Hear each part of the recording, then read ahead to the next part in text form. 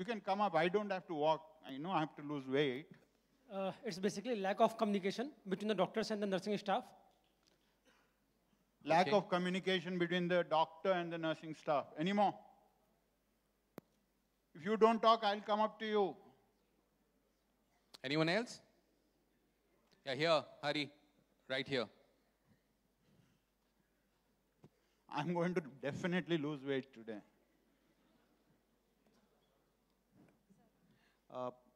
The decision making was not made on time. Calling the nurse or the nurse calling the doctor and checking how exactly it's supposed to be done. Okay, so lack of communication, right? Decision making was not done on time. Lack of communication, we've got that. Decision making. Backbenchers need to be more active. The instructions were medication over 12 hours. If you use that particular route, you will not be able to achieve the 12 hours. Okay. I'm not a doctor. Wrong route of medication from a doctor. She's Dr. Sangeeta Reddy. Okay. Backbenchers get the preference. Yeah, go ahead. After administering the medicine, she had not given the propped up position to a patient, which may lead to some aspiration kind of. Yeah, it's road traffic accident. I don't think they could have propped up the patient. So in this scenario, perhaps not. Not appropriate position. Okay, go ahead. Maybe patient load is high and nurse is not accessible to pharmacist or doctor to confirm. High patient load, so no time to do things in a protocol manner. High workload, typical scenario often. So 2 more, Hari. Yep, I'm very happy that many hands are going up. Keep it going. I think we need a couple of more mics, please. A couple of more mics will help. Before medication administration, nurse supposed to check the medication rights, where identification of a patient, right time, right route, right drug, and right dose, all the rights, if they are checked, this will not happen. So the hours were not. So the hours of medical administration, medicine administration were not done. Adhered to. Yeah. The last one. We'll come back. Everybody, we have enough cases. I'll come that side next. Before administration, IPSG 1 was not followed. Sorry? IPSG 1 was not followed. So if the sister is not clear about the medication, she can clarify with the doctors. She didn't clarify with the doctor. Communication again. Okay. Now we'll come to everybody. We'll come to everybody. We'll come that side next time. Now, the next thing is, amongst these, let's see how many of you agree to all of them. Route of administration was wrong. Disagree? So the nursing director of Hyderabad doesn't agree here. Anybody else doesn't agree? I do not agree because whatever be your workload, you need to follow the 6 rights of medication administration. Absolutely. You're dealing with human lives. But errors are when we don't follow what we are supposed to follow, isn't it? Well, I was telling also about the doctors, and even nurse can confirm with the pharmacist about the route of administration or any question she has. Sure. Specifically clinical pharmacy. Sure. Oversight. So there's an addition to that point. Sure. Okay. Oversight. Okay. What is that? 6 rupees of medical administration? Yeah, 6 rupees, yes. Yogmai. 6 routes of hope. No, 6 not rights. followed. That's Everybody agrees to that? Yeah, everyone agrees. Yeah? Okay. No oversight. Yeah. Everybody agrees? So let's see what actually happened, Anupam. Next slide, please. Can we go on to the slideshow?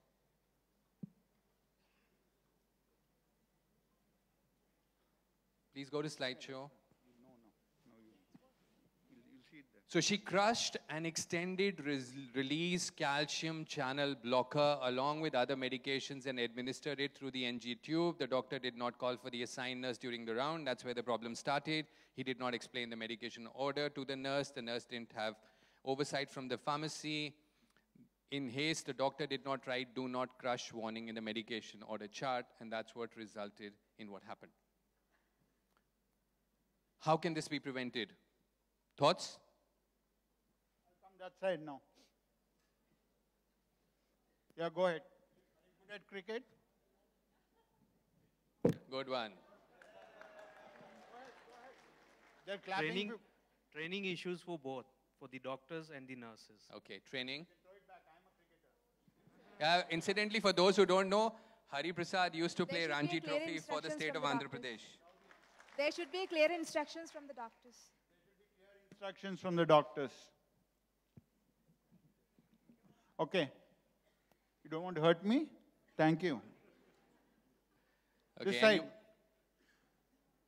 Yeah, use yeah, that. please do. Written communication from doctor's side were wrong. Okay. Re-verification. Sorry? Re-verification. Re-verification. Okay. Anyone else? The last one. Will you catch it? 6 hours to be followed. We already spoke about it, no?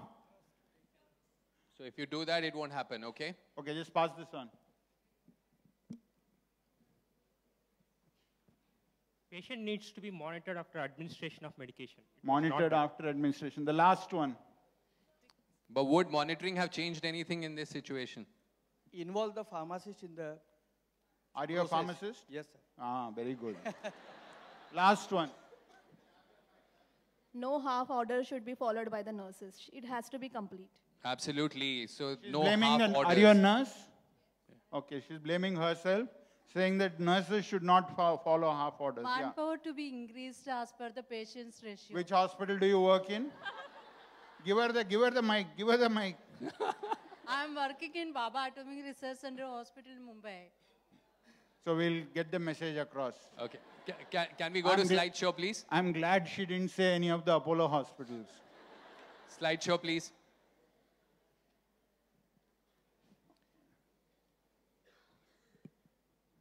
Well, it would be helpful to have a list of do not crush medicines that no one actually mentioned.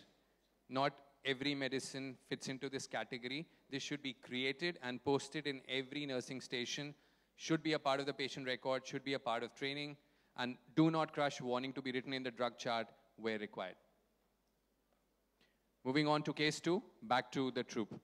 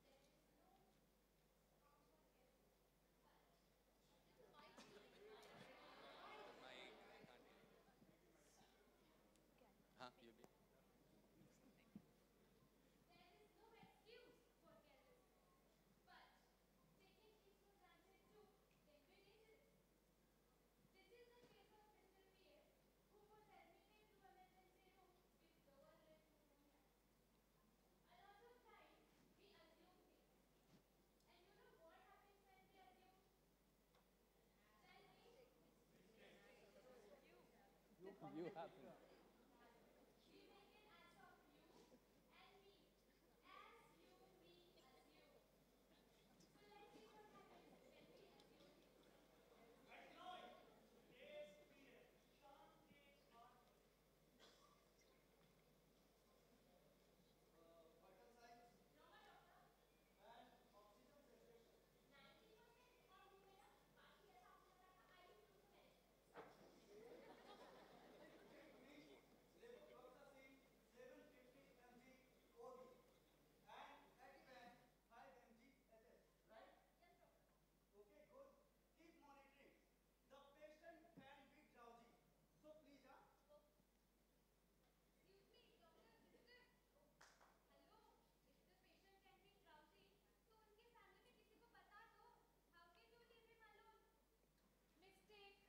At night, 11:30 p.m. रात के 11:30 बजे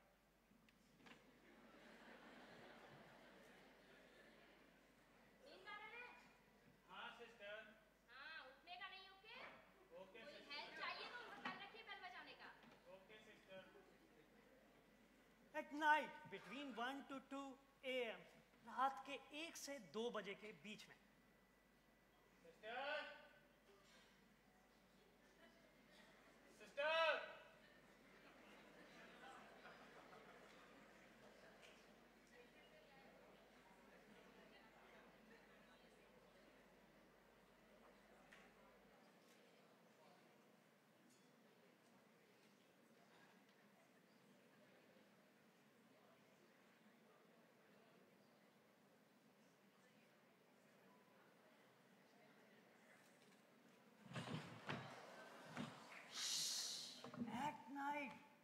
4:30 AM, रात के 2:30 बजे. Oh my God! Please, sister, sister, doctor, help, please. Come, sister, sister, please come. What happened, sister? See? Oh my God, वो बैल दूर थी ना, हाथ नहीं पहुंचा इसलिए गिर गए. Lift him, lift him, lift him.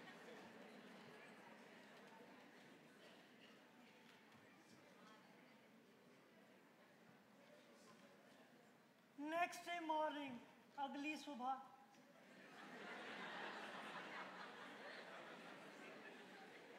Oh my God! Hip fracture. Operation की फौरन तैयारी करो. Okay. Oxygen.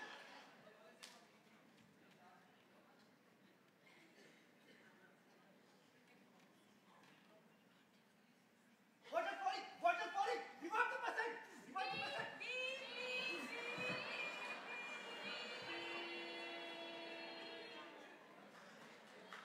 Because of a small mistake, the patient was in serious condition.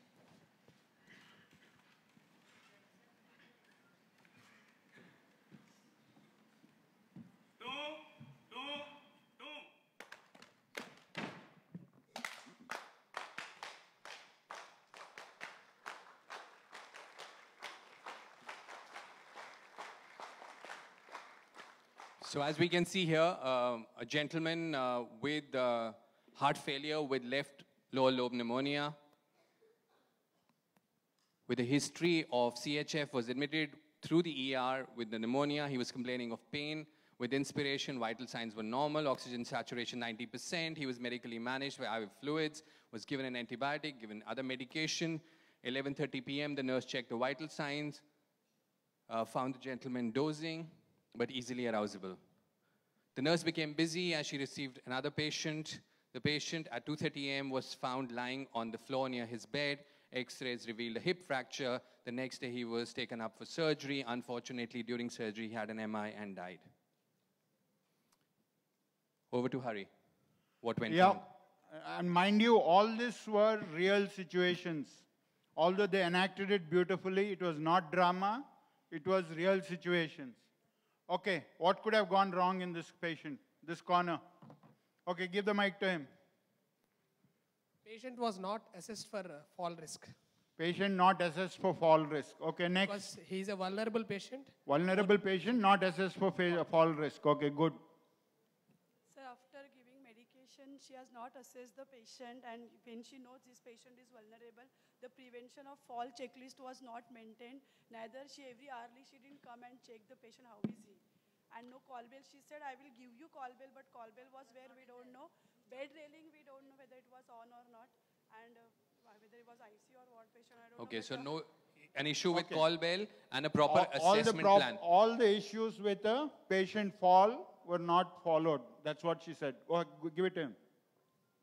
Congestive cardiac failure, how it is managed with the IV fluid? Instead of he need a diuretics more. So patient, why was a congestive cardiac failure patient given IV fluids? He should have been given diuretics. Okay, we don't know what the case scenario was at that point in time, so it's a judgment call that the ER and the cardiologist would have taken. Okay, go ahead. This is a CHF patient with 90% saturation on air, a counseling of the relatives medically, and documentation of the counseling from medico-legal point of view should have been done. Secondly, this patient probably identified for query an HDU or an ICU management preemptively. Okay. Excellent. Which hospital are you from? Asian Cancer Institute. Very good. You're good with documentation and counseling. Excellent. That's a great point. Thank you. Anybody else this side? Yeah, come.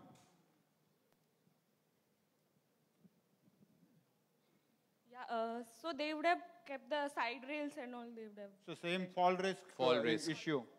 We give the mic there. Can I have the mic here? This one, give it to me.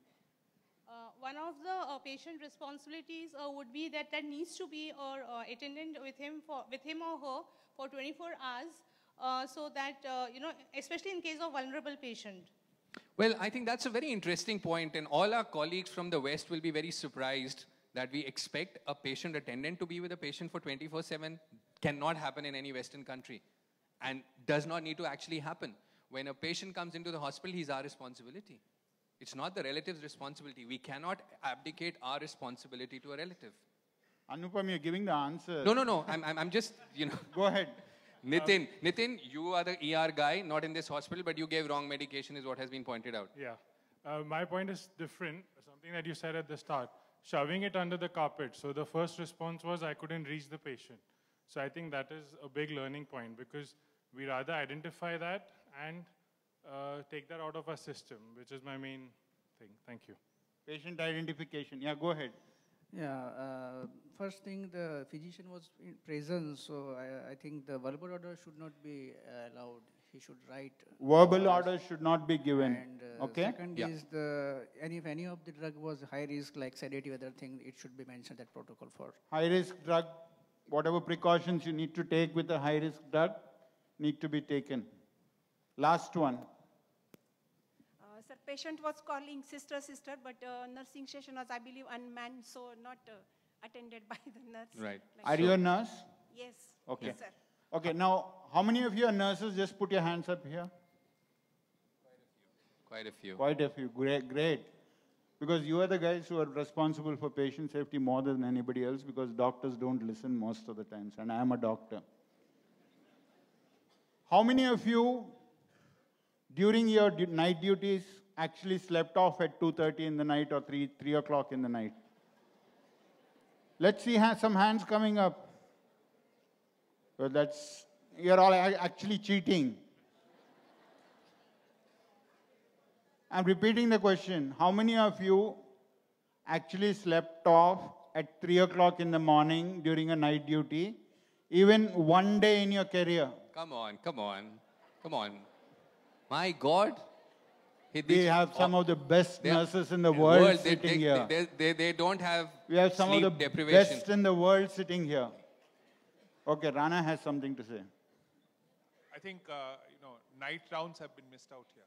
Especially at night, rounds should be more frequent. Right. And ladies and gentlemen, please note the cricketer in Hari Prasad has come alive. He's actually playing with 3 microphones. So I'd like to say, before taking for hip surgery, the patient attendant, somebody should have been patient family education. Yes, sir. Okay. Now we'll move to the next one. We've got a long list of what could have gone wrong. Slideshow, please. No, so let's see what you want to remove from this. I'll go one by one. No, go to the previous slide, please. No fall risk assessment. Everybody agrees? Fall protocols not followed? Yeah. Louder. Patient and family education and documentation not done? No patient attendant? Well. So that is so you can remove that. Patient identification? Yes, no? Yes. Verbal orders not to be followed? High-risk drugs, the protocol should be followed. And night rounds by somebody responsible. Yes, no? Right. Okay. So this is what happened. He fell down while getting down from the bed to go to the washroom. Happens all the time. The patient was disoriented. The medication he'd been given had caused drowsiness and confusion. He did not raise the call bell, or he couldn't get to the call bell. There was inadequate education on fall prevention. High-risk medication were not taken into considerations while assessing the patient for vulnerability. How can this be prevented? Okay, now we have a chance again.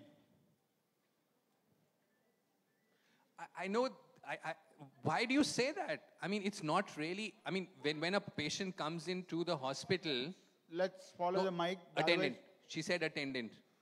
I think.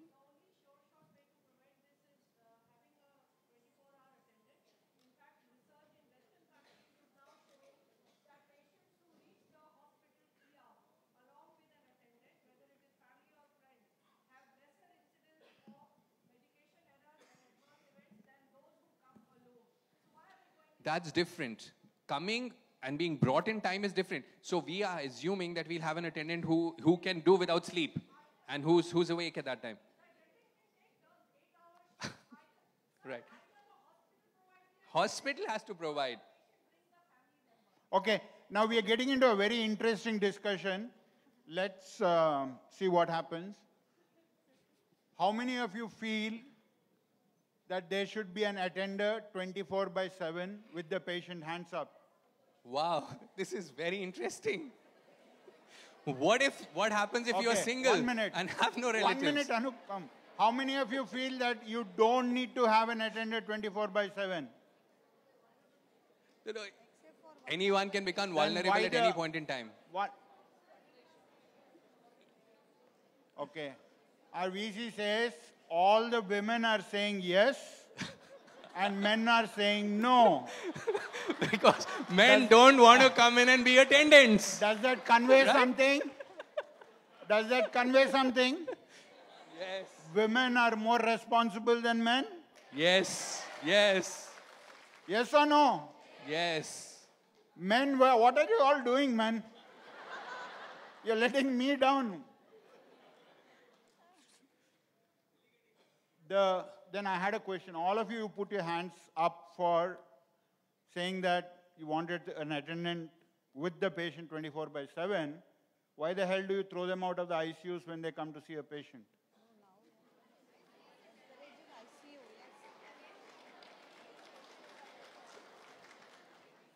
So the men have started clapping now. Hey, Leslie wants to say So something. now you Hari. have a qualification saying non-ICU. Now the patient was in emergency. Do you need an attender in the emergency or not? I've seen many emergencies where the attenders are thrown out. Hari, let's get a Western perspective. Leslie wants to say something. Yeah. Hello, I'm Leslie, the CEO of Accreditation Canada. So delighted to be here. And one of the things that we do in hospitals across Canada is open up, there are no restricted visiting hours for patients and families. I started it in my hospital when I was a CEO at Kingston General Hospital. And we are so committed to involving and engaging patients and families and carers that we eliminated all restricted visiting hours in the ICU, in the neonatal intensive care, everywhere. And there's a movement across Canada, and we are leading the charge. Phenomenal, but just for everybody's information, minute, Canada is the second largest country in the world and has a population little bit larger than Mumbai. No. So how many relatives will you have? I have a follow-up question for her. Men show up more or women show up more?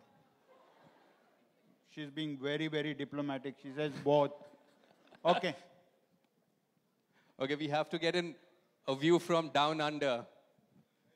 Cliff Hughes to the left. Hello, everybody. This is Mahima Khozu, all the way from Kathmandu, Nepal. I just have few experience from United States, and I just want to say when it comes to the attenders, over there, what we do is we hire a sitter. We hire a sitter who are technical people, and they come and sit with the patients if they are vulnerable or wanderers or fall risks, so that the nurses don't have the burden of looking after the nurse. So a new employment opportunity. Thank you. I've learned a new term now. I heard of babysitters. Now we're talking about patient sitters.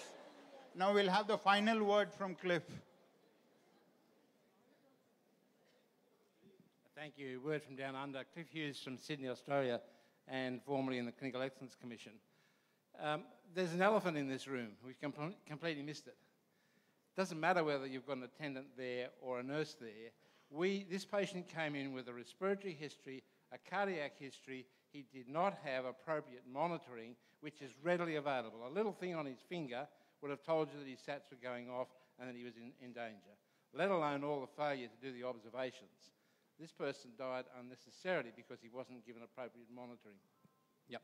Great. Go ahead, Anupam. What actually happened? So can we go to the slideshow?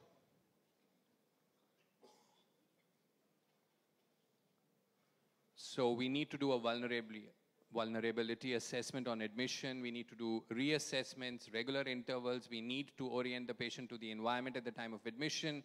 We need patient and family education on falls prevention. The call bell needs to be within the reach of the patient. We need to do rounding of vulnerable patients. Cliff makes a very valid point of inappropriate monitoring. Strengthening the staff handover at shift change, that should have happened. The shift would have changed. and the vulnerability should have been discussed. Audio-visual modules for fall prevention should be the norm. Ongoing education for staff to undertake proper assessments for vulnerability, initiation of safety first programs, fall prevention, list of drugs which contribute to patient falls should be shared with nursing staff for awareness. And I just want to end by saying that we don't take patient falls as seriously as they're taken in the West, because the incidence of patient falls is way, way higher. And one of the reasons that's been attributed to less patient falls here is actually the fact that there are enough people looking after patients. But that does not mean that, we don't have to follow the norms, which we must. So we now move on to the next case.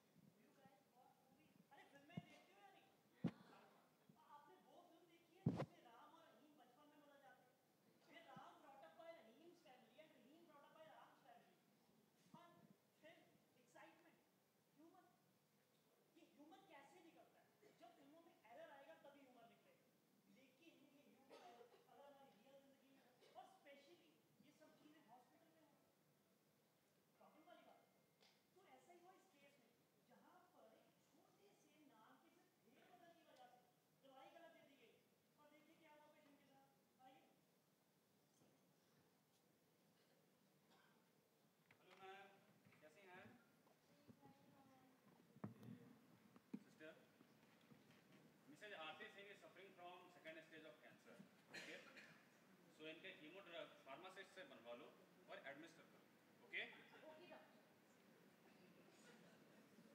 और हाँ, Mrs आरती सिंगला भी chemo appointment के लिए आ गई, so get her drug prepared too, okay? Yes, doctor. Yes. Mrs. Aarti Singh, second stage, and Mrs. Aarti Singla, third stage. That's right, sister. Mrs. Aarti Singh, second stage, cancer patient. Mrs. Aarti Singla, third stage, cancer patient. Staging 4, Sister Deeksha, ward number 3. Oh. Sister, sit. She's done. She leave file unattended. It's a mistake. Oh, junior doctor, please check the identifiers first, She's not listening. Mistake. Okay. Aarti Singh, third stage of cancer, okay? Oh, Mr. Pharmacist, check the previous record first. Aarti Singh is second stage and Aarti Singla is third stage. Mistake. Sister? Yeah. Mrs. Aarti Singh ki medicine. Right. Wrong medicine. Mistake. After 45 minutes. Code blue, code blue, code blue, code blue, code blue.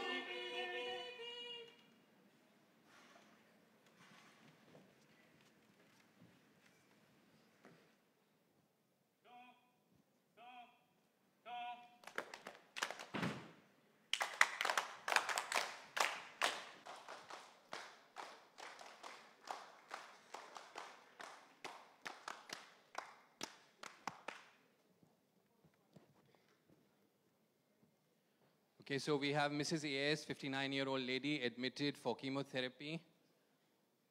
At the same time, another patient, both AS, so Aarti Singh, Aarti Singla, same age, same diagnosis, but for different stages of treatment.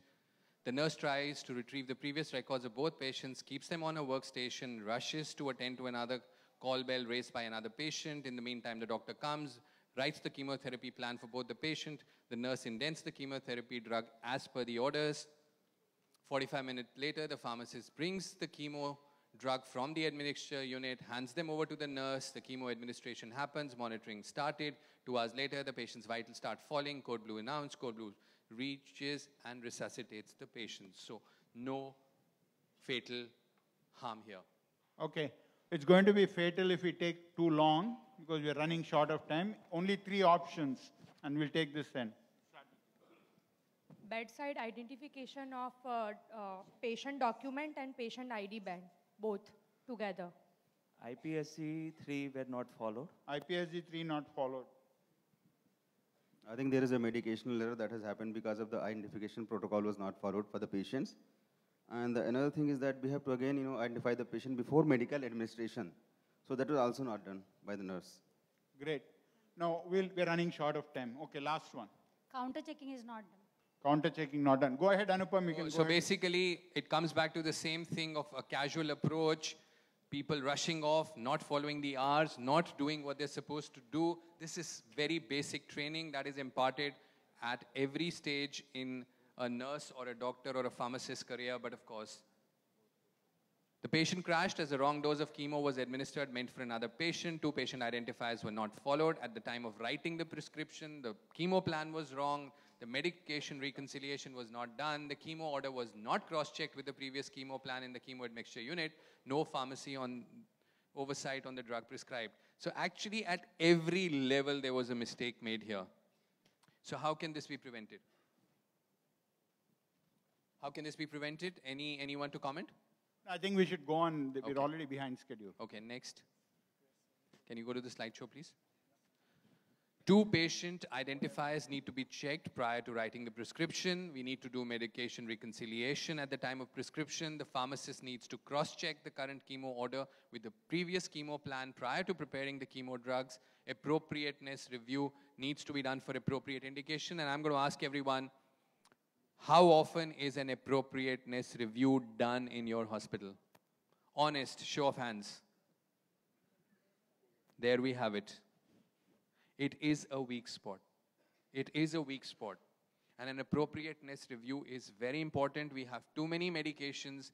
There are lots of interactions. There are drug-drug interactions. There are drug-nutrition interactions. And I think it's extremely, extremely important for an appropriateness review to be organized. We move on to case 4. Actually, move on to case 5, please. You want to do case 5? Okay. Yeah, go ahead. The drama part of it. Sorry. Yeah.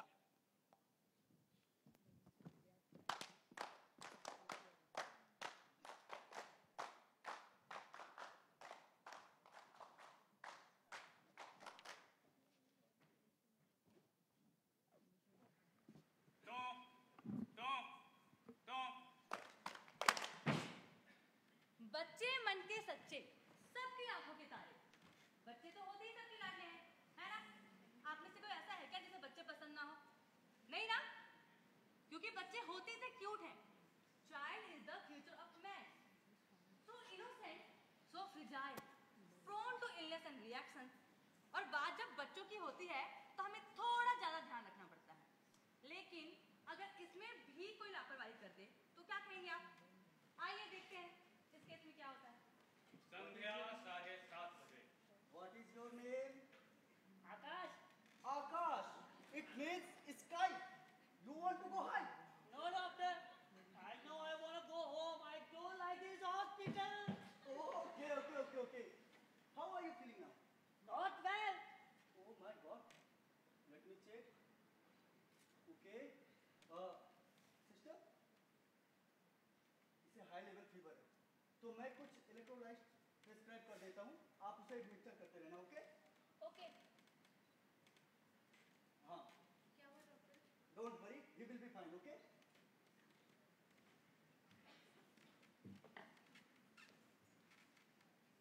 रात के 9:30 बजे। क्या हाल है आकाश? Lab से report आ गई? Yes. Sodium level 124। क्या हुआ sister? Is everything okay? सब ठीक है। सोडियम लेवल 124 रात के 9:30 बजे है। मुझे डॉक्टर को कॉल करनी चाहिए या नहीं? It's too late. ये देखिए इनको। She is hesitant. अब क्या डॉक्टर को मैं कॉल करूं? मिस्टेक। ठीक है, सब कुछ ठीक है, मैं अभी दवा देती हूँ, कोई दिक्कत हो तो मुझे बुलाना, ठीक है? Okay sister. सुबह 4 बजे।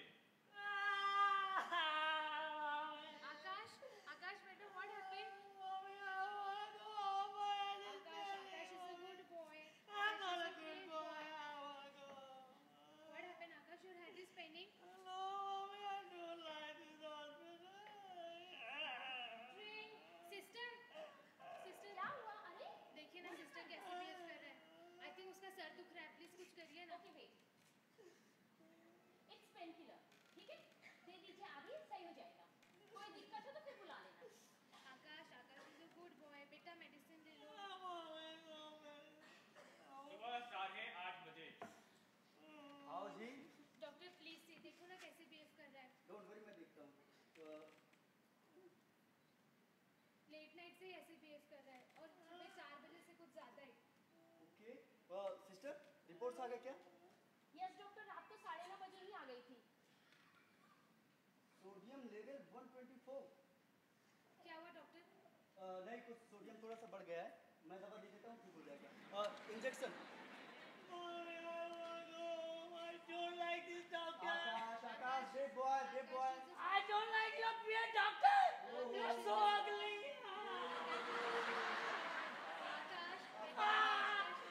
Let's see. Again injection. I don't like you. Calm down, calm down. You will be fine. Thank you. आकाश बेटा। सिस्टर, रिपोर्ट रात को ही आ गई थी ना? Yes doctor. फिर आपने मुझे कॉल क्यों नहीं किया? I am so sorry doctor, report रात को 9:30 बजे आई। तब तक आप राउंड्स कंप्लीट करके जा चुके थे, तो मुझे समझ में नहीं आया कि मैं आपको कैसे कॉल करूं। बहुत रात हो गई थी। I was hesitant doctor. Hesitant? Sister, हम मेडिकल प्रोफेशन में हैं और हमारी जिम्मेदारी मरीज है।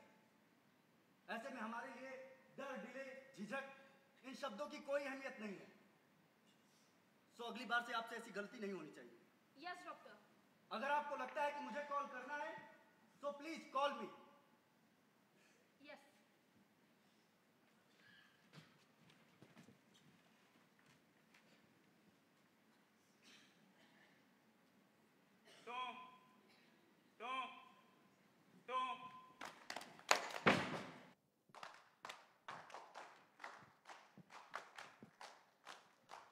Could we have the slides here? Right, so we have an 8-year-old boy who's admitted to hospital with high-grade fever. The consultant, during the evening rounds, orders electrolytes. The next morning, the consultant notices that the pediatric patient is extremely irritable. She saw the file and noticed a sodium of 124. She was very upset that she hadn't been informed about the report at night. She had assumed that if the values were significantly abnormal, which they were here, she would have been notified by the nurses through telephone. On further inquiry, it was found that the lab report came at 9 p.m. and the doctor had left by that time. The nurse was hesitant to call the doctor at night. Okay. Since we are short of time, I just have one question. The beauty of such meets is we have all the stakeholders in patient care sitting in the same hall. We have the nurses, we have the doctors, we have the administrators, everybody. I want to ask the nurses, how does a doctor react when you call him at 2 o'clock in the night? Sorry? No, I want a nurse to nurse to answer this. Any one nurse? Yeah, please. We have the lady here. She wants to answer. Who is please. that? Yeah, in the red. She's the brave one. She's sitting surrounded by nurses, not by doctors. That's why.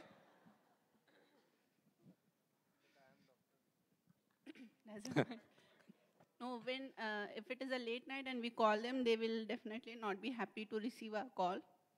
Many times it has been, told Just to us. not happy. You're being very kind.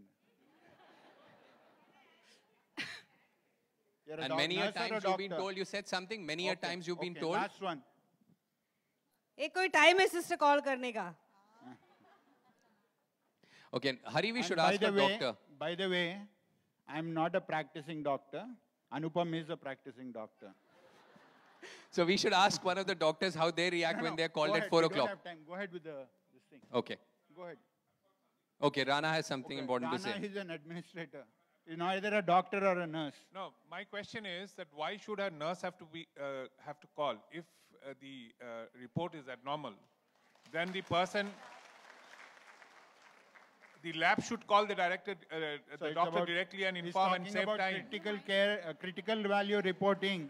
Excellent point, and I think that's the way forward, and it's happening in many, at least it's happening in our hospitals where you actually get a notification on phone or by SMS when you have a critical report. So lack of orientation on hospital policies at the time of joining, it's very important. Nurses have to be empowered, and we keep saying that. If you look at the Apollo logo, we have a nurse in the logo. Nurse is the primary custodian of healthcare. The hospital policy on communicating critical test reports was not followed. No culture of safety in the organization. The staff was afraid to call up the doctor at night. How can this be prevented? Staff orientation.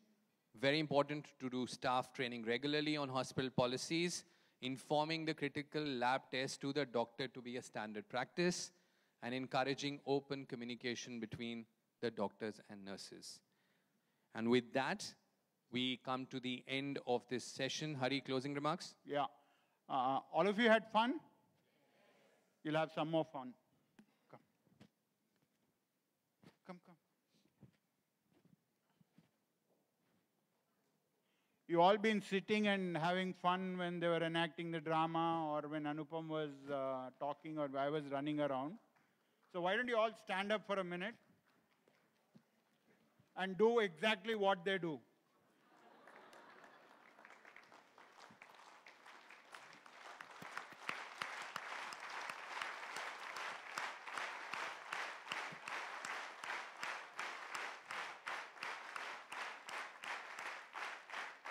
Okay, just hold on. Go ahead, go ahead, go ahead. Just follow them and do what they do.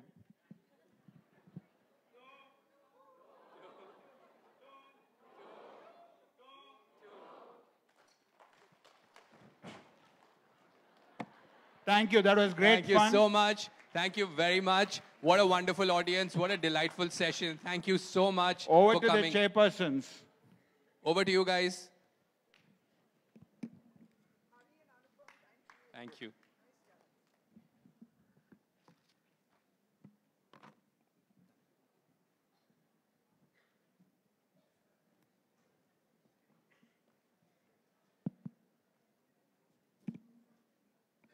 Just before Dr. Gangude, let's have a big round of applause for our two high-powered speakers as well. They really did a wonderful job. Gangude. Well, I was hoping that, when I came in, I thought that there will be a presentation by Dr. Hari and Dr. Anupam, and maybe commenting on the street play. But how I was pleasantly surprised that it was an interactive session, and it was a very enjoyable interactive session. It was interspersed with witticism and informal manner in which Dr. Hari and Dr. Anupam conducted it. And I'm sure the lessons have definitely gone in the hearts and minds of the people who are present here. And surely this is the way in which to train our people, involving them, rather than holding training sessions and giving a one-way message. It is better that we involve them in the training process. Second thing important, I feel, is to follow what the Indian Army does. It guards our frontiers, it guards us. Continuous, rigorous, regular exercises, even in the chilly weather of Kargil, or whether it is Jaisalmer, they're constantly up and taking trainings, regularly exercising. And I think at our end also, we are also fighting a battle, sort of. It's also about battlefield hospital. So I'm sure we have to see that we regularly keep updated and trained and undergo regular drills. Because the hospitals are manned not only by doctors and nurses, but also housekeeping staff. They also need to know how to clean the floor, otherwise there would be another fall. So all the stakeholders or all the players in the hospital should, be part of this training. And I really enjoyed this particular performance. I'm sure that all of us will remember for days to come and inculcate and follow whatever has been told to us. Thank you.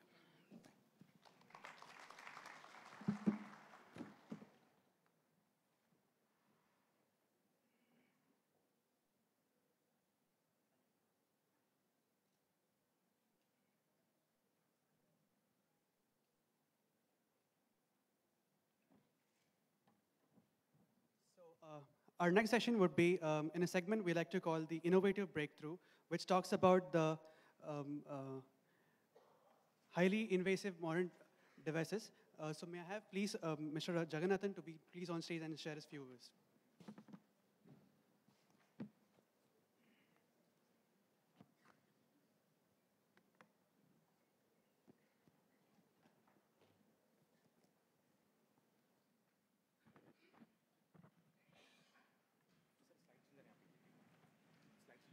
What do we do? Slide how to change? How to change?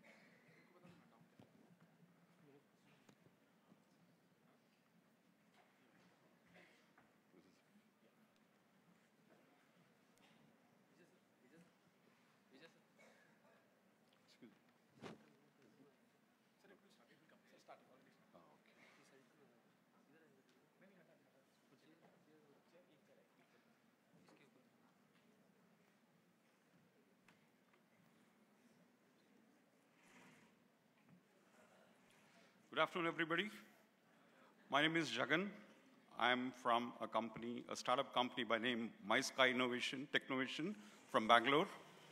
As we begin the end of the 2017, I would like to begin a new trend in the health monitoring segment, a new non-invasive, all-comprehensive technological breakthrough for monitoring your health on a non-invasive basis and a continuous basis. Let me just go through the presentation. My product name is Swasth. It's the world's first non-invasive and continuous health and safety monitoring device to monitor blood glucose, heart rate, SpO2, hemoglobin, fat, cholesterol, height, weight, BMI. We have a ECG3 leads to facilitate the cuffless blood pressure monitoring. A body temperature, we have also tried to inculcate a proper habit of alcohol measurement and other health parameters. We've also introduced a safety panic button with location, with pedometer, with integrated invasive electromechanical blood glucose test. This is the first device which we have tried to combine both the invasive and non-invasive product.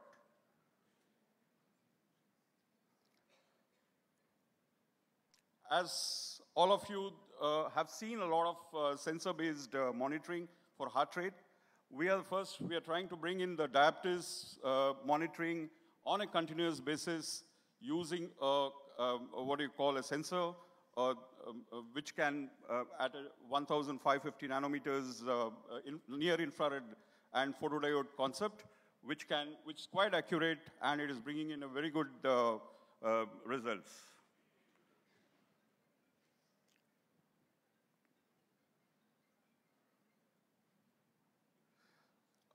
The main focus is what we are trying to do is roughly around, we are trying to look at a continuous monitoring, a non-invasive, and we also wanted the device to be as affordable as possible, covered to the poorest and poor of the people at every nook and corner of the country. So we have three variables which we have done. One is, the first one is the wearable.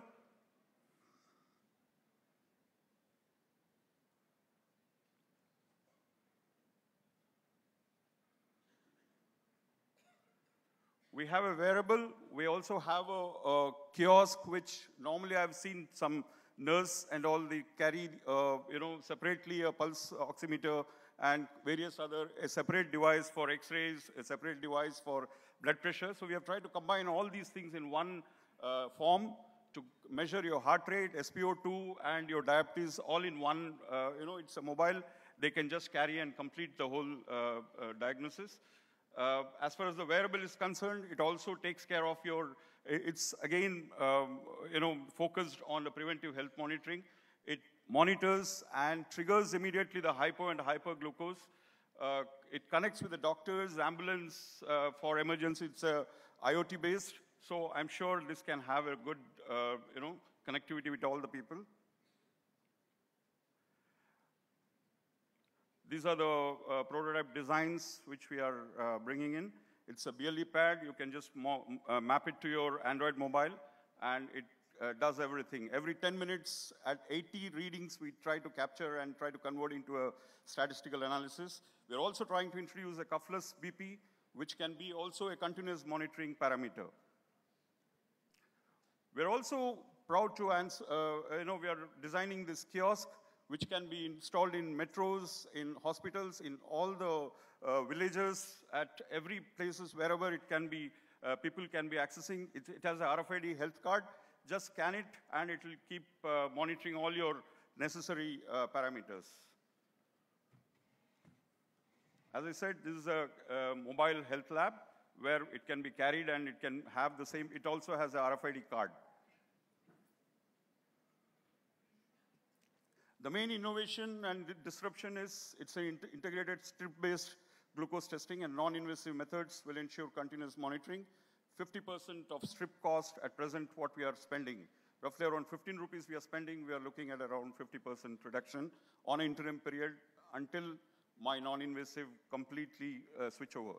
Mobile health lab will provide monitoring targeted for hospitals. Kiosk with RFID health cards. Temperature sensor with pedometer can be used for students, particularly because early detection of fever is really important. I'm also targeting at a very big data analysis as a data mining platform for cancer research and other research establishment. It helps government to plan health nutrition programs based on health data. It tracks your drunken driving using alcohol sensors, provides employment opportunities to employ unemployed youths for managing the kiosk, connects doctors, health specialists, nutritionists, etc.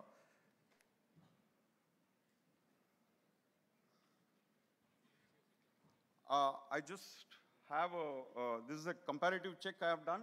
I don't know how to open this, but we have got almost out of 70 patients which we conducted, almost 65 patients we could get in the range of 5 to 10% accuracy level with the gold standard, that is a lab, on a continuous basis. So we are continuing the clinical trials and we'll be in a position to present this.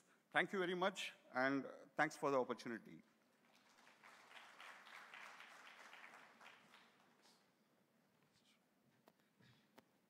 Thank you, Mr. Jagannathan, for sharing such an amazing innovation with us.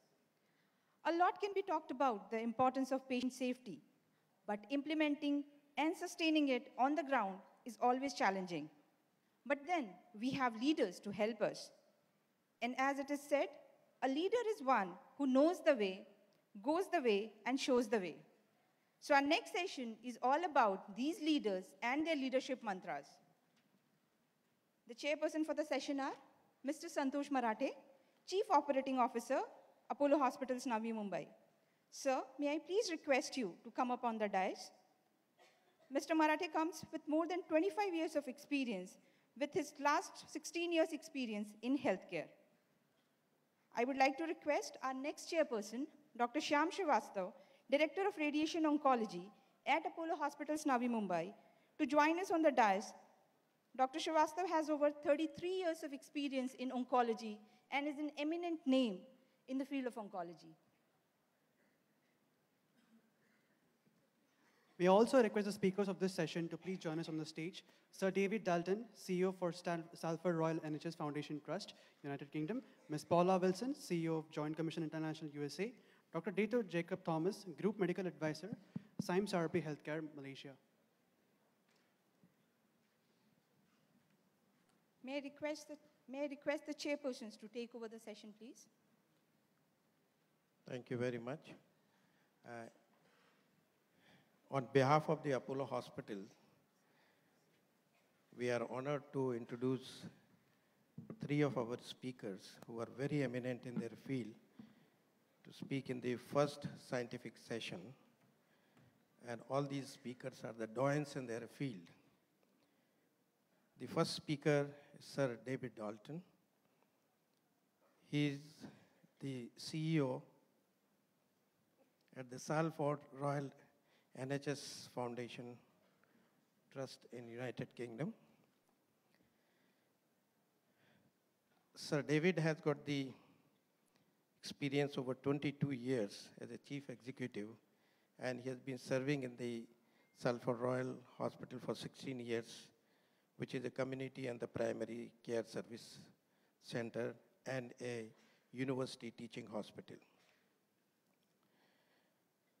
In And in 2014, he advised the Secretary of the State, United Kingdom, for the opportunity to provide us as the NHS from his remarkable publication of the Dalton Review regarding the high quality healthcare through the sustainable organization. Sir David was knighted in 2014. Sir David is currently developing a new integrated care service for better use of experience and the lower cost in the public health outcomes. Under Sir David's leadership, the Salford Royal Hospital has adopted a disciplined approach for the standardization of the best practice in the medicine with the creating a digital enterprise. We are delighted to have Sir David Dalton. May I request him to give his presentation? Yes.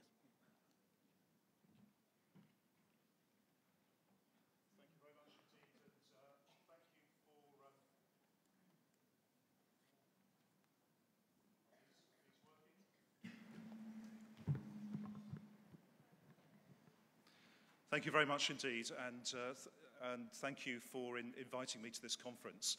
I'm often asked the question, what is leadership and why is it so important? And I think it's important for us to think about some of the words that we associate with leadership.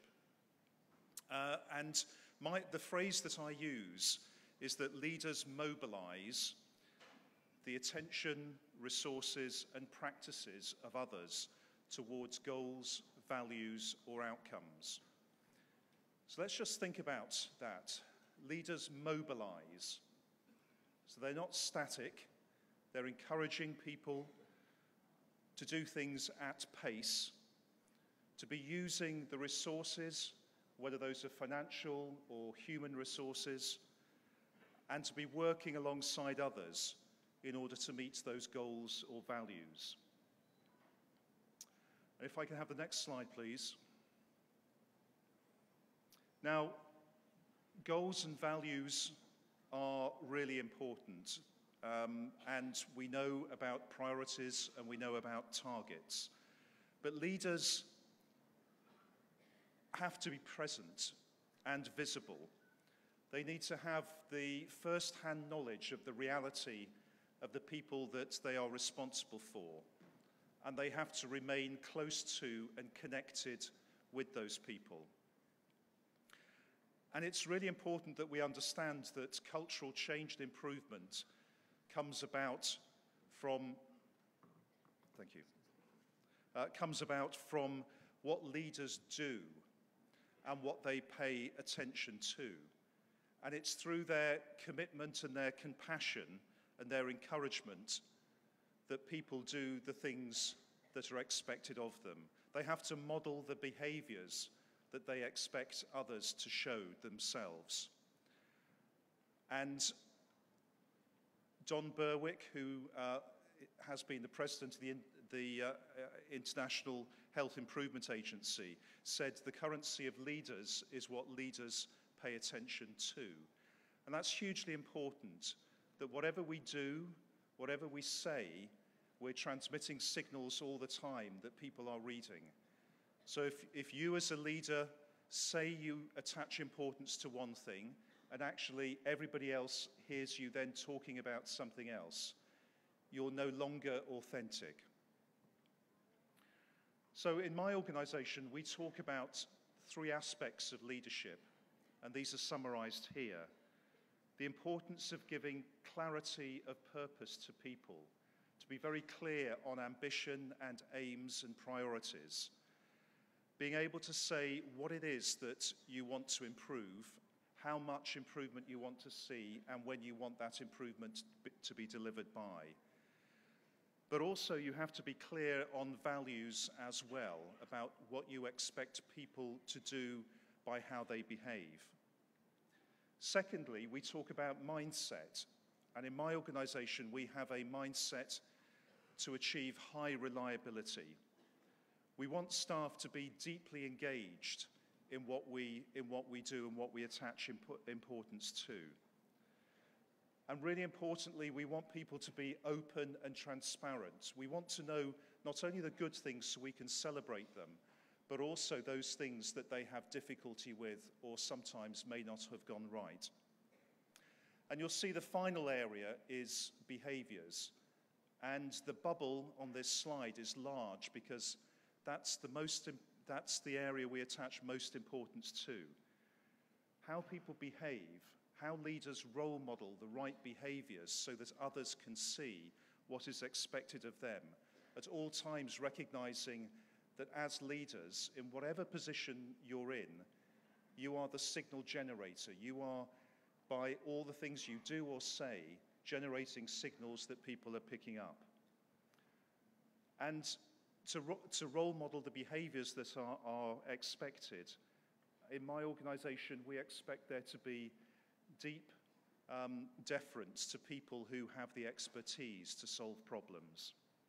So we prefer an approach to coaching people to get the best out of them rather than directing.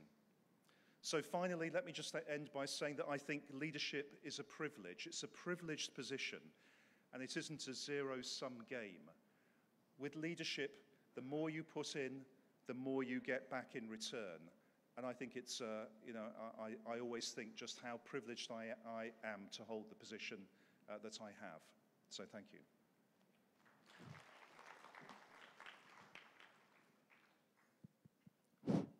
Thank you, Sir David. Our next speaker is Ms. Paula Wilson. She is the President and Chief Executive Officer of the JCR and its JCI division. Ms. Wilson has received her master's degrees in the social work from the State University of New York, and she is a member of the board of the New York City Health and Hospital Corporation. In her 1998 to 2005, she was the associate professor at the Columbia University School of International Public Affairs, where she was teaching the course on financial management, public and the non-profit organization. In her early distinguished career, she has served as a senior position in administration of the New York Governor Mario Cuomo, which include the Executive Deputy Commissioner of the New York State Department of the Health. Ms. Wilson has more than 35 years of experience in the healthcare industry. She has provided the management and strategic planning expertise as a consultant in public, non-profit, and the private organization. With a vast experience, I request everyone to welcome Ms. Paula Wilson. Thank you very much. Thank you. And good afternoon, everyone. It's a pleasure to return to this important conference. This is my third personal visit, but JCI has been at all of the conferences that Apollo has had over the last 7 years. So I think there's going to be some themes on leadership, and I think actually some of the comments started this morning with Preeta Reddy's comments opening this conference, Sangeeta's comments giving us, I think, a very inspired thought about following up on mistakes, the mistake themes of our theater this morning, and Dr. Anupam Sabal and his comments. So I'm going to build on that, and certainly Sir David's this morning as well, in terms of leadership. And I think that's one of the key issues for us from a safety and quality perspective. I'm doing a session on design later on today, and the design for podiums is that you can see your slides, which I can't. So a few quick slides about JCI. I'm not going to go over these. We're a not-for-profit, mission-driven. We're growing. We're going to hit our 1,000th organization in the next couple of months. 68 countries. Doing this for about 20 years now, so we're very proud of what we're doing and the impact that we're having on patient safety around the world. And particularly, we see a lot of growth in Asia Pacific, and we see growth in India as well. And we're working on ways to increase that growth. So I'm really very, very pleased to be here to meet more people from the Indian market and learn more about healthcare in India. It's going to be a continuing conversation for us, certainly. Would you like to come here? Yeah, I think that's a good idea. Great. Okay, so building on Sir David's comments, we use this nomenclature, this symbolic kind of framework in talking about high reliability at the Joint Commission. So how does healthcare get more like airlines? We've been talking about that this morning. How do you get to zero harm? And we think there are three components, and all of this is dependent on leadership. Leadership creates the culture, and the culture creates the opportunity for organization employees to feel safe to report the errors. We know that people see lots of errors. We see lots of opportunities for improvement. But if we don't have the culture where it is a great achievement, you are praised when you report a mistake as opposed to punished when you make a mistake, it's very difficult to find out what it is you need to work on to improve your overall performance in terms of healthcare and preventing errors. So leadership creates a safety culture that creates trust, that creates a report of a mistake. We have an opportunity to improve, and when employees see that cycle happening, they will report more. But it begins with the leadership creating that culture. So again, some of Sir David's comments, understanding the current operations, deferring to expertise, those are key characteristics of highly reliable organizations. But I think also leaders have to be lifelong learners and understand what they don't know. Creating an environment where you're open to being personally criticized, feedback from your employees. Do you take that well? Are you open to those kinds of conversations? Those are traits of good leaders. And I also want to talk a little bit about leadership and what I call leadership cues. What are the signals that we're sending? And one of the things I think sometimes leaders don't understand or appreciate is how much you're being watched all the time. I think you're being watched for all types of behaviors, not just professional behaviors. How do you look? How do you talk? How do you dress? What do you do in the course of the day? Employees are looking for cues. They're looking at what can I do and not do. And they watch us as leaders to find out what those cues are. So one of the key things they're looking for is who gets to break the rules.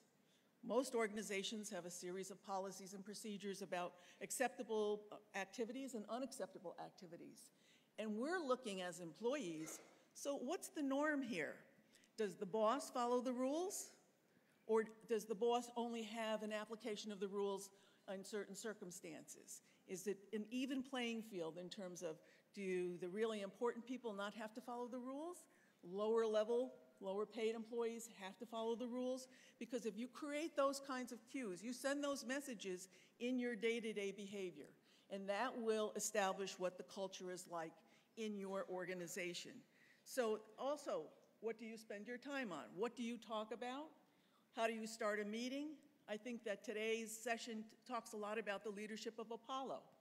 All of the top people are here, and everybody is talking about quality, safety, preventing errors. That's a very strong message that though everyone is here today and over the two-day conference, that's sending a message about how important this is to the Apollo organization. So thinking about how you spend your time.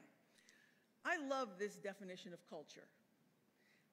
Culture is the worst behavior that you put up with as a leader. And we all make mistakes in this area. So the classic example is a physician who is a very high earner for the hospital, but a very disruptive personality and not a healthy personality. And the real question for the leader there is, are you going to put up with that because of the financial implications? Or are you going to fire that person in order to get your culture in line so that you can really make achievements in terms of patient safety and quality? That's really what this is about, is what do you tolerate in terms of bad behaviors that encourage or discourage other types of behaviors. So creating a culture where people feel safe to report the disruptive surgeon, people not washing hands, noticing that equipment's not getting cleaned properly. If people feel comfortable about making those reports and in fact are praised and thanked for those reports, and in some high reliability organizations, you get fired if you don't report. That's the mistake, is not to report. That's the challenge for leaders, to create that type of culture. The other thing about good leaders is they listen more and talk less, a challenge for some of us. But that's a key thing. Shut up and listen. Listen to the criticism, be patient. People appreciate that, and you'll learn much more than what you can possibly imagine. The other is humility, and particularly humility and being humble about how very little you actually know. One of the things that when you get to become a leader and you have a job and you're a boss of a lot of people is you start to believe that maybe, you actually know something. And you have to remember that you know very little. You have to stay humble about your ignorance and come to terms with your ignorance, because there's no way you can know everything. And so being aware of what you don't know is incredibly important. And my final thought, and I deal with this on a regular basis, is management override. So if you put together a series of policies, procedures, and expectations, management override means that the bosses then once in a while say, well, we're not going to apply that rule in this case. We're going to have a different policy today for this action or for this person. Those are the things that undermine the culture. We either have a policy, you abide by your policies, or you don't. But to be inconsistent over the period of time sends the message to your staff that sometimes policies are important and sometimes they're not, but it depends on the leadership's whim of the day. And that's when you get into a situation where people are fearful and don't want to report when they see opportunities to improve from a safety and quality issue. So I appreciate your comments and your feedback and listening today. I'm curious to see what some of the questions are.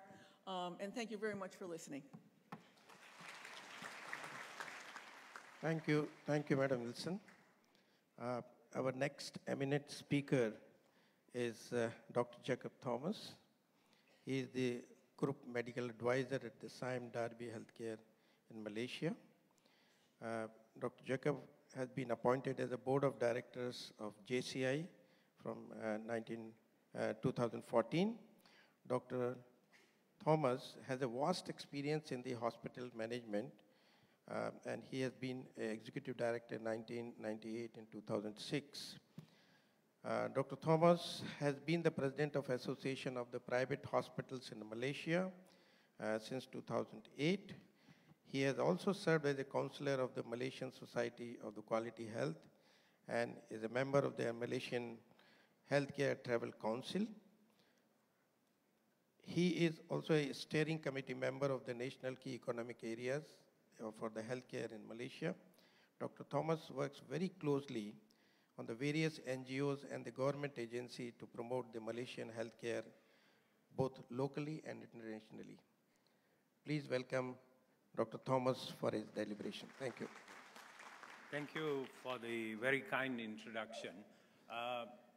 Actually, when I was asked to talk on this topic, leadership, I was wondering whether I'm the right person and what would I say. And sitting here today, looking at what Apollo has done, and that I would say is great leadership. And year after year, I come and think, wow, what a fantastic conference and what leadership this is to take our region forward in as a safe environment for patients. So when I was asked about leadership mantras, I think Paula and Sir Dalton has already handled most of the things which you need to know. But I was asked to look at how has leadership evolved for me personally, and how over the years has it worked for me. So, can you hear me? Yeah, I better check, because the last time someone was giving a speech, he asked, can you hear me? They said, we can't, but don't worry, just carry on. So I just have to make sure. So when you talk of leadership mantras, I just want to say these are things direct from my heart, and how working as a young doctor, a medical officer, a houseman, medical officer, administrator, and then leading an organization and ending up today as the chairman, I think I've learned some lessons, and I'm still learning. It has not stopped. So it is actually the experience I've had. And the question I want to ask is, who is really a leader? What is in our minds as who is a leader? Does poor leadership affect today's organizations? Or how does it impact today's organizations? I think each of us will have ideas. Have principles of leadership changed over time? We read a lot of books, we hear a lot of people saying this is the way to lead, and are they right? You see these two people, were they leaders? Yes? So the answer is there are many types of leaders. Okay, they were leaders, there were a lot of people following them, they did a lot of things, people listened to them, but what type of leaders were they? So even in today's environment, we see leaders, there are different leadership skills. Leadership, according to Mahatma Gandhi, was at one time it meant muscles, like what you saw earlier. The stronger, the more ferocious you are, the more of a leader you are. But today it means getting along with people. This is something I'm able to relate with, and that has helped me a lot to look at what my leadership style was. But the big question we all have to ask is, why would anyone want to follow my lead? Is this something everybody else accepts? Is this something they'll be able to relate with? This is a story I'm sure all of you know. I'm not going to tell you the story or illustration of how when geese fly, they fly in a V shape because the person right in front on top is the leader for that session. And it is a very tough job. You have to fly there and you take the brunt of all that wind and the draft which comes. Those at the back don't have that much. But what happens is the leaders take turns. This one in front gets tired and goes to the back, and the next one comes to the front. And that is how they continue, and they work as a team to lead organizations forward. So one important lesson is not everybody should lead every time, but you must involve everybody else to help you in your leadership. So what is important is if no one is following you, then you are not a leader. You have to have people behind you. You can't be a leader all by yourself, sitting in a room and saying, I'm a leader. So there are stakeholders, there are customers, or we can call them patients and their families who look up to you. There are patients, there are investors, there are employees who work with us. There's the community around us who look to you.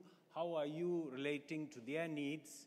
And so leadership, I would say, is a competent and capable leader needs to address and satisfy all these people who are around you and who can look up to you. So the challenges are a lot, especially in healthcare, to strike a balance in pursuit of service excellence and customer engagement with efficiencies and productions of service. So I just want to end, these are my leadership mantras. Somehow it might gel with what Sir Dalton and Paula has said. First of all, you have to know your people. And this is something I was able to do, and I used to know most of my staff by name. Unfortunately, the organization grew, and I have about 3,000 staff for me now. And I don't know them all. Sometimes I wonder, is this a visitor or a patient or one of the staff? Know their needs, feelings, and let them know that they are important. How do they feel? Are there needs which are not met? And to do this, you must be available to them. You must have a presence there, and they can come to you at any time, and they can talk to you. You know, you'll be amazed how, if you are available to your staff and to your employees and to your patients and their families, how much they will come to you and ask you for advice and be comforted. Be approachable, not seated in an ivory tower. This we hear always, sometimes even our doctors, our staff say, you know, so-and-so is sitting up there in his room on the top floor in the suite, and we hardly get to see him or see her. So these are things we have to be approachable and available. Be seen at the shop floor and mingle. This is again, a lot of staff say, we don't get to see the CEO or we don't get to see the head of our department, but you have to be there and mingle as well. And be transparent. We are very often reluctant to give bad news, but later, maybe if I have time, I'll explain that sometimes there is bad news and the staff and the community want to hear that bad news, and they will actually support you to take the organization forward even in difficult times. And ask for advice. Do not be the know-all person, and be humble. I can say this, I think I've said this in this conference before. When I became a young medical officer, my first surgery, I was in the operation theater alone with a very, very senior nurse, a OT nurse. And she's the one who taught me how to do my first surgery. So if I was saying, why should I listen to this nurse? But till today, I remember what she taught me and those steps. So be humble and ask for advice. Do not be the know-all, and that will lose out for you. Now, also something which is very important, just don't know your staff, your employees, those who work with you, but also know their families. And be able to go for their functions. Their son is getting married, or ask, how is your son? Is he doing better now in school? These are things which are, your staff will not forget you. And this is something which has worked well for me. And I found them very useful to bring the staff forward and show my leadership. Take charge and make decisions, especially during a crisis. It's difficult sometimes. I remember when I was asked to be the CEO of the hospital, the head of our group called me and said, Jacob, I want you to be in this hospital as the CEO. You know, it's a lonely job at top, but sometimes you have to make decisions. And some of those decisions might not be right, but the important thing is you must make a decision. And if you make the wrong decision, you have to learn how to overcome that, and you have to take the lead.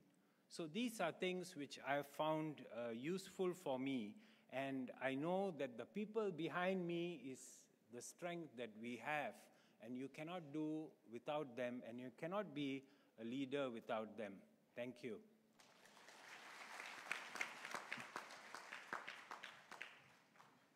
Afternoon all. I think this is a very tough session, not because it is about leadership, but the conclusion of this session leads to lunch. So definitely this is a tough one. Thank you all for your wonderful insights in terms of leadership. I think a couple of things which came across very strongly is leadership is all about teams. It's all about shared vision. It's all about shared decision making. And what a wonderful, unique activity in healthcare, because team building and team building exercise are very much important. The moment you convert I into we, illness also becomes wellness. That's the beauty of teamwork into the leadership mantra. I think few of the gems which most of the team has highlighted over here, I would like to quote one wonderful saying from Mahatma Gandhi, that you must be the change if you wish to see the change in the world. I think most of the thoughts that the speakers have educated over here, I think not to maintain that stiffness in terms of your leadership position, because certain positions come by virtue of your designation. But it's very important to break the ice, have that kind of camaraderie with your staff, go to the shop floors, as very rightly said, and most important, have a sense of humor, especially about yourself. It is very, very important to have that sense of humor, or else we will be all burnt out. More so in this kind of unique stress environment that we work in healthcare. The last and most important thing, I think, which I took away from all the speakers' quote, is that the role of leader is not to create followers, but to create more and more leaders. And I firmly believe as a leadership style, you should always lead from the back. So that gives a firm belief to the people who are ahead of you that they are managing the show. I think that's the wonderful takeaway from this overall thought. I would like to open the question answer session if time permits. So if you have any questions for the speakers, we'll be more than happy to take any questions.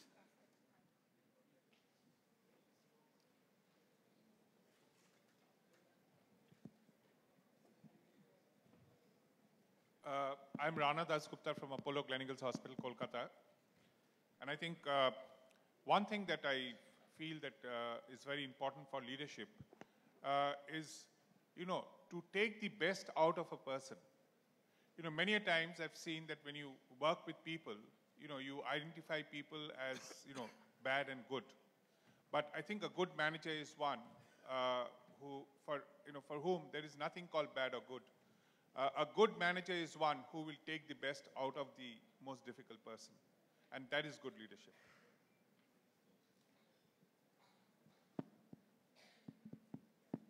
Can I? Yeah. Yeah, can we hand over the mic there?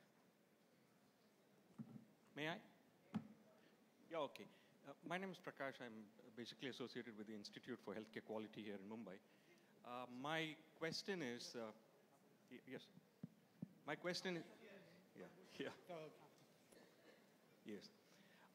Oftentimes we associate the idea of leadership with something to do with the management, and that's almost seen as synonymous.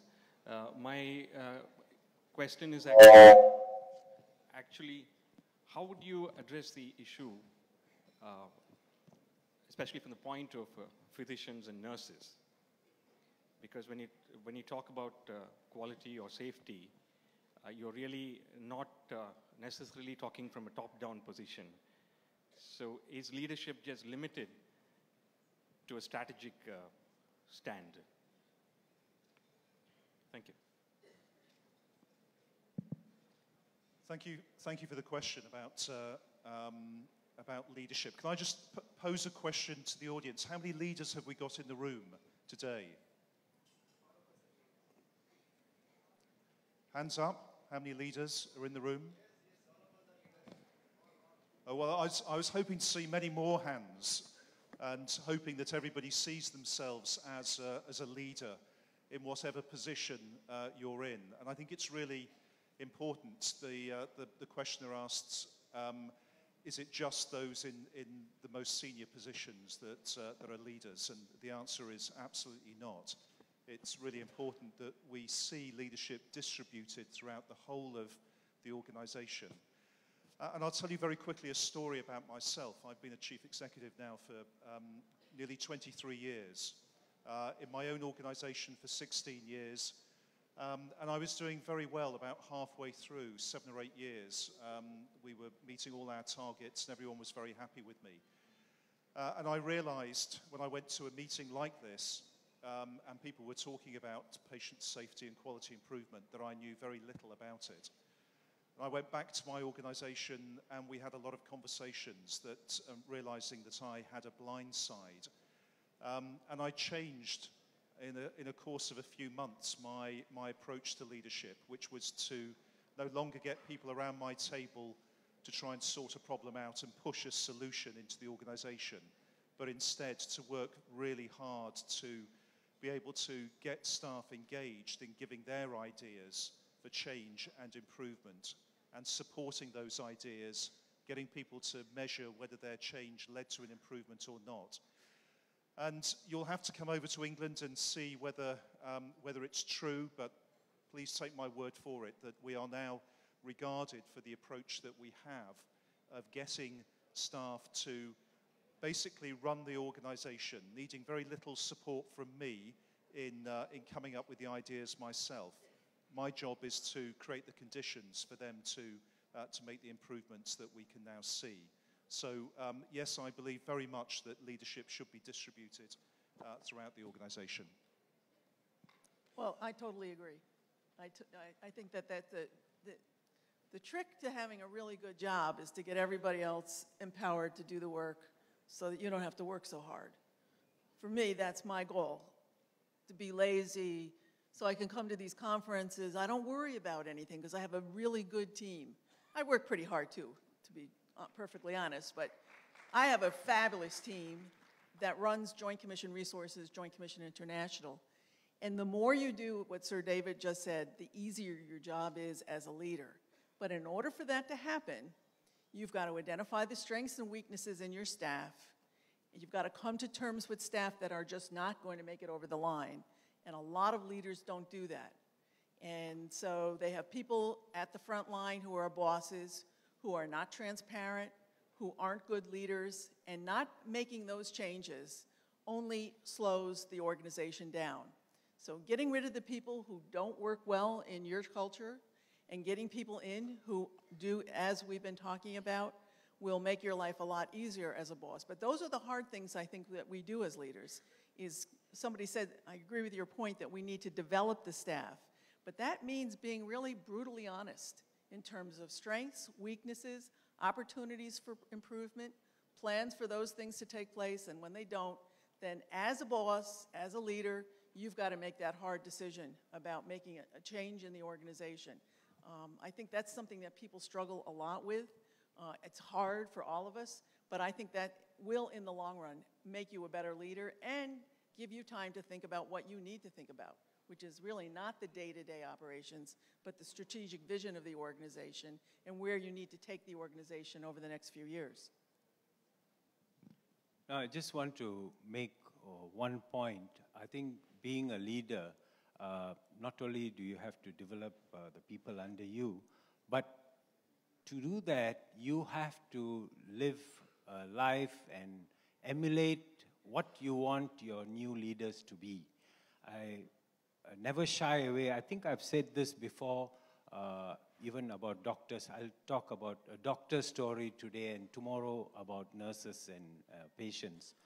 There is this hospital I visited in the UK, in Edinburgh, the Royal Infirmary, and I still remember vividly in my mind, someone told me about this. I don't know if it is still there.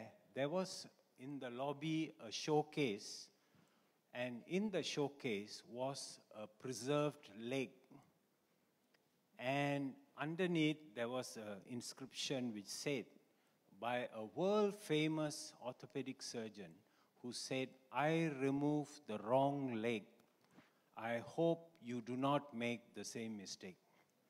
And that is how humility and being open, he was renowned and known as a leader, but he was not afraid to admit saying he made a mistake because as a leader, he wanted others to learn.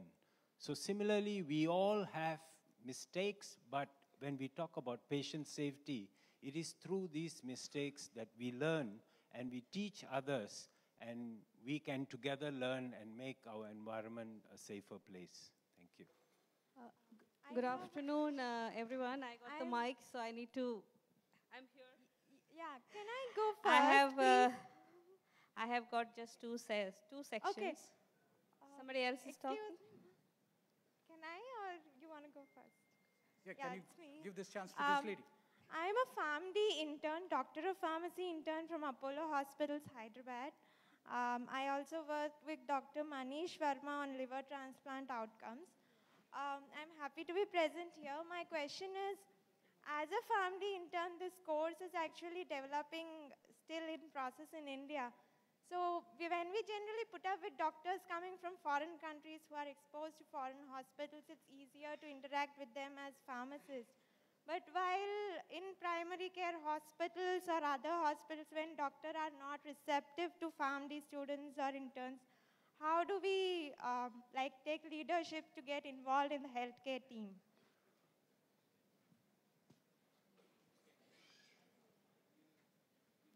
I think if I understood your question right, you wanted some kind of collaboration for the overseas consultants to... No. I want to know how PharmDs can more take leadership and interact with doctors.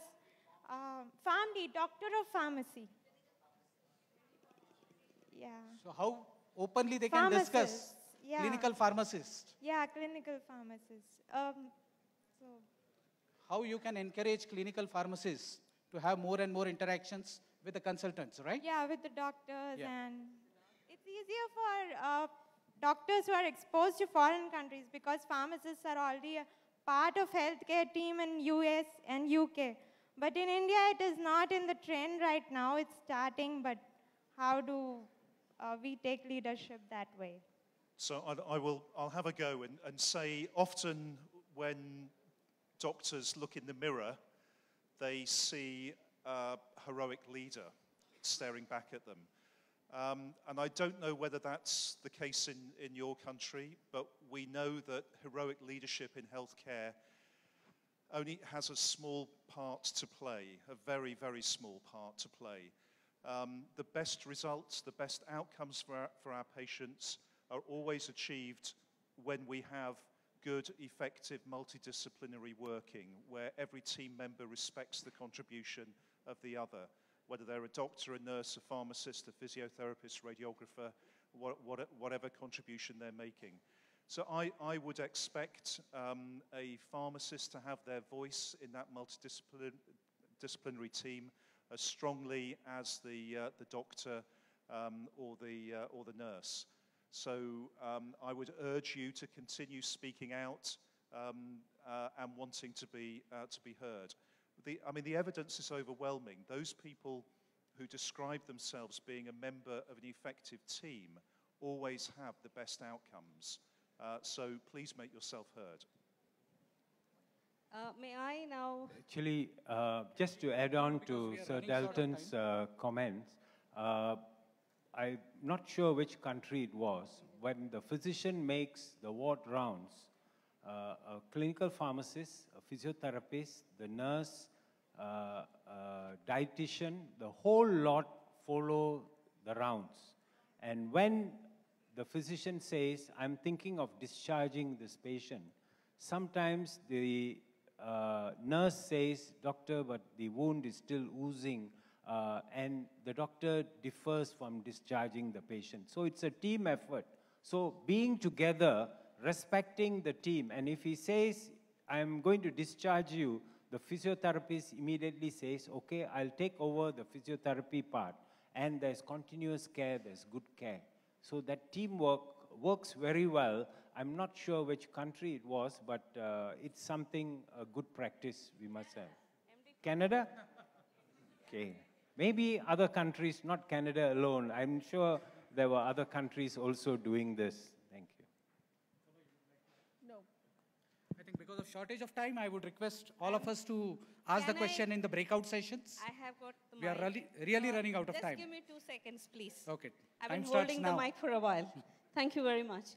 I'm a nurse by profession, 35 years in healthcare. I just have 2 components.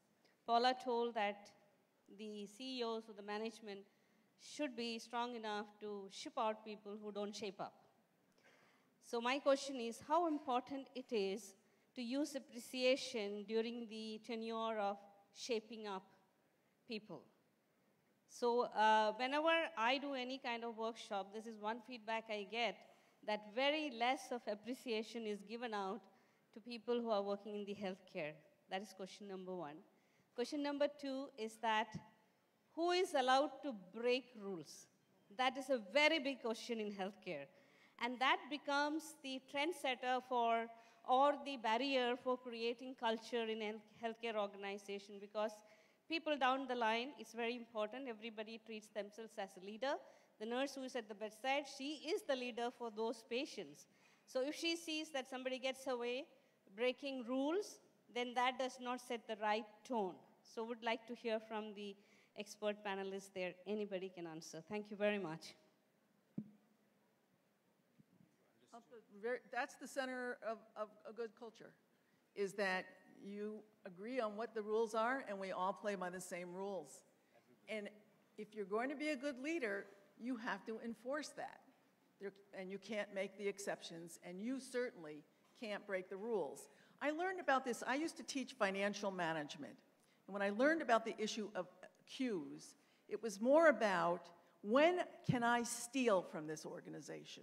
Literally steal. And a good practice in financial management internal controls is for leaders not to break anything, not to bring home school supplies for their children, not to park in the wrong parking spot, not to take advantage of the organization's assets, because your staff are watching for the cue. If you steal, they will steal. If you break the rule, they will break the rule. And so then the people who don't break the rules feel like there's nothing in it for them. Why would I be the one? Then you start to become, you feel very angry, you feel ignored. So that's why it's so important for you to establish what the norm is. You practice it very, very clearly. You know, overtly, you are an enforcer of the rules and play by the rules. And when people don't, the most important thing in healthcare, in my view, in safety culture, is when people refuse to do as they are expected. There's a story of a physician at Memorial Hermann in Texas, in the United States. And the place had gone through a lot of difficulties. They're a very high-performing hospital in the US today. But it took 2 patient deaths and a lot of scandal for them to get there. So they made a decision at one point that they were going to have a certain type of use of a scanning machine in order to insert a central line. And all the doctors are required to use a scan before putting the central line in, right? One of their top guys came to the chief medical officer and said, I've been putting central line infections in for years. I know how to do it. I don't need to use the scanning machine. The chief medical officer said, you're either going to use the scanning machine or you're going to get fired. The chief medical officer said, use it or walk away. I'm not having you here anymore. Well, obviously the guy fell in line, but had he not done that, that would have undermined all of the work they did on safety culture. So that, to me, is a leader. We've agreed this is the right thing to do for patient safety. Nobody gets a pass on this, even a top surgeon or top physician, and very, very transparently made that clear. Didn't keep that story a secret. So that, to me, is what we need to do differently in healthcare. It's really hard. So a very, very quick story, my final one. We introduced a process, an assessment, appraisal process for our staff in the hospital. I thought it was very good. We took the idea from another organization, worked very well, but never been applied in a healthcare organization before. We went through the process with our clinical leaders, and at the end of it, I had men and women doctors in tears and very, very angry. And I really, when I look back, shouldn't have been surprised, because the appraisal system, the assessment system that we were using, not only gave them feedback on their technical skills, and for many of our doctors, these are very bright men and women who have been to top of their school, medical school, university, and through their career. And they'd been given feedback on their technical skills, but nobody had given them proper feedback on their behavior, what people considered their skills were as a team member. So this was the first time they were being given real feedback on their behaviors. And I think you have to have a strong system of feedback, assessment, appraisal, if we're to encourage people to give of their very best. And it's not just about technical skills. It's very much about the way that they behave towards the values that you've attached importance to as a leader. Thank you. So we'll break for lunch now. Thank you all. As we all break for lunch, please look out for street sessions, which are power-packed crash courses on prevention of patient falls and bed sores. The best part of it is you can learn while you eat. I also request all the delegates to please come and join us for the parallel session, for the breakout sessions at 2:30. Request everyone to be seated by 2:30, please. Thank you.